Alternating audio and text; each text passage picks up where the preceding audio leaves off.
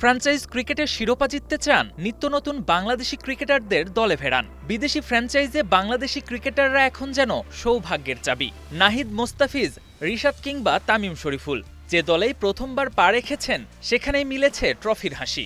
IPL থেকে PSL, লাল সবুজের তারকারা যেন অভিষেককেই বানিয়ে ফেলেছেন শিরোপা জয়ের মঞ্চ।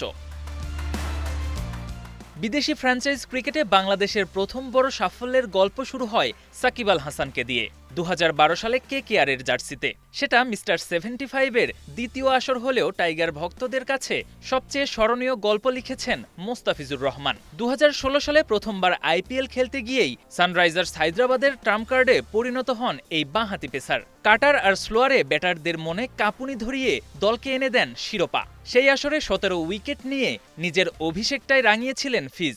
বিদেশি প্লেয়ার হিসেবে জিতেছিলেন আসরের সেরা উদীয়মান খেলোয়াড়ের খেতাব। সময় বদলেছে বাংলাদেশের প্রতিনিধিত্বও।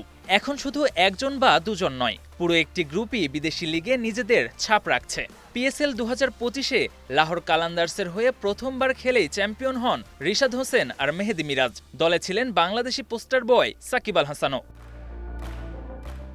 এক বছর না যেতেই সেই গল্পের পুনরাবৃত্তি।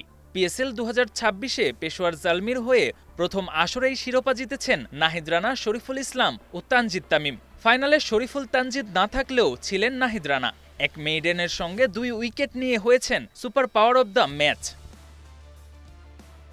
বাংলাদেশি ক্রিকেটারদের এই ধারাবাহিক সাফল্য কেবল ব্যক্তিগত অর্জনের গল্প নয়, একটা দেশের জন্য গর্বের। তবে এ তো কেবল শুরু।